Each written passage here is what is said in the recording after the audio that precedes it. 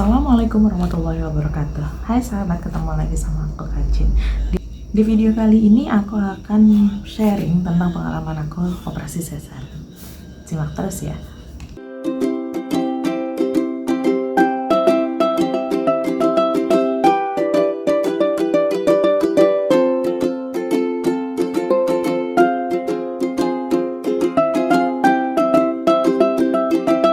Kenapa sih aku operasi sesar? Iya, untuk teman-teman yang udah ngikutin aku, video aku sebelumnya, karena aku ada miom, yang memang miomnya itu posisinya dekat jalan lahir. Jadi, ya mau tidak mau harus operasi sesar. Kapan dan dimana aku operasi sesar? Untuk kapannya aku operasi sesar itu di tanggal 23 November 2020. Pada saat itu COVID lagi kencang-kencangnya ya. Terus juga aku operasi sesar di salah satu rumah sakit swasta di Bogor. Nah, itu menggunakan BPJS.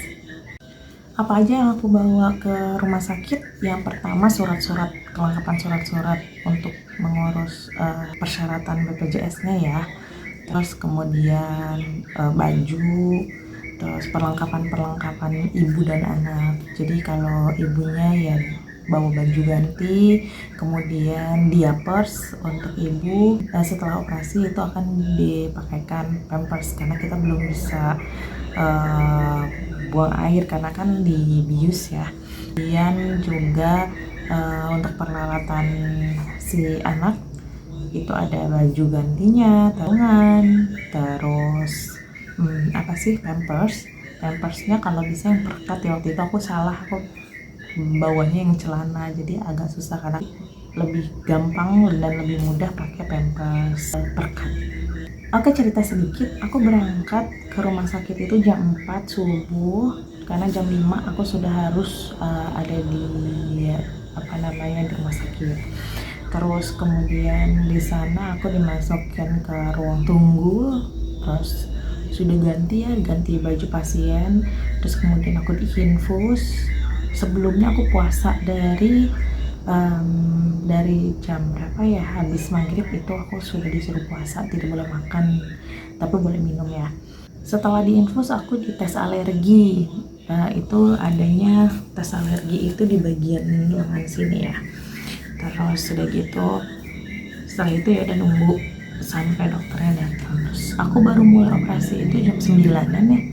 Jam 9-an baru masuk ruang operasi.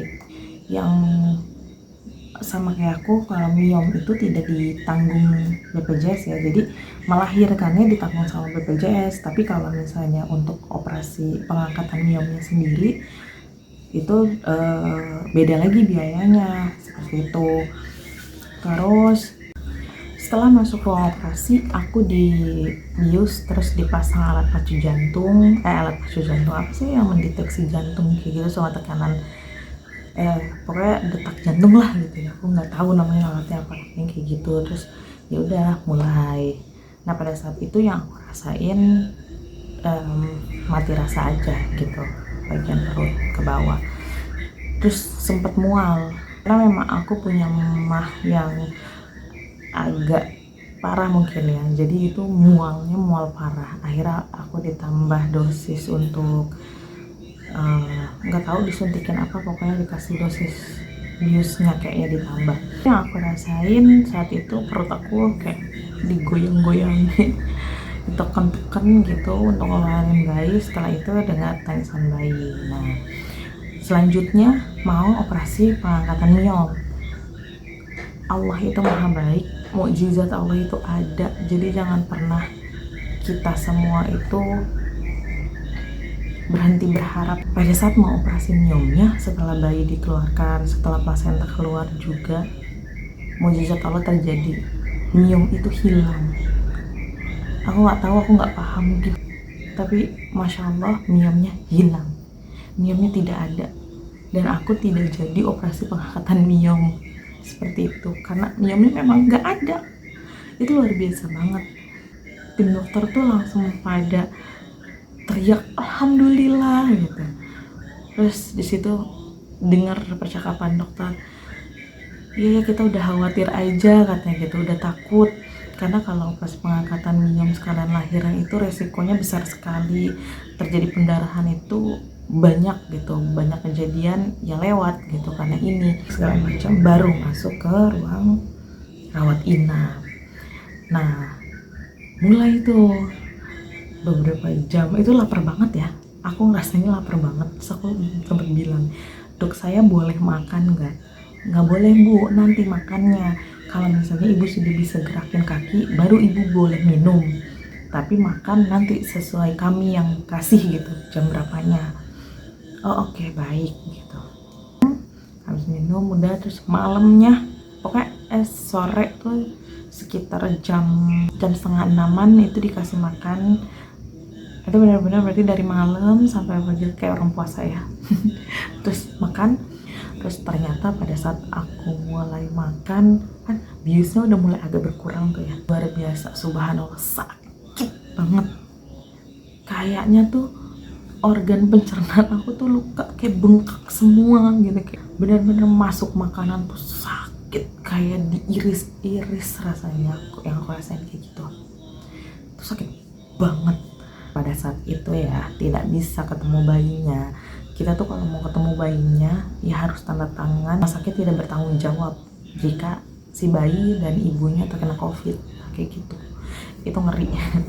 Jadi ya udah, akhirnya selama 3 hari di sana pun aku nggak ketemu sama bayiku sama sekali, ya paling cuma lihatnya lewat jendela display itu, display bayi kayak gitu. Pas malamnya itu kan bius sudah mulai habis semua. Nah disitulah mulai sakitnya perut, bekas sayatannya, terus organ dalamnya, terus kontraksi karena untuk mengeluarkan darah nifasnya itu sakitnya mulai.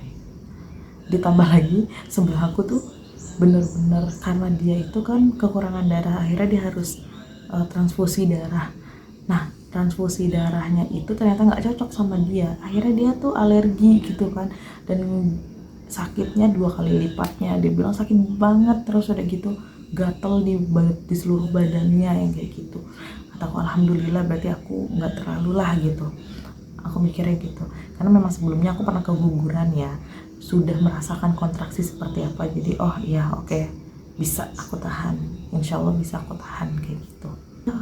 Berlangsung selama 3 hari, akhirnya aku pulang. Oh ya, untuk obat aku minta obat yang paten, jadi memang obat tidak di cover sama BPJS-nya, obat kita beli sendiri. Jadi minta sama dokter resepnya, obat patennya, terus tembus di apotek kayak gitu. Dan ada sih, ada yang nembus di apotek situ, ada yang nembus di apotek lain. Nah seperti itu.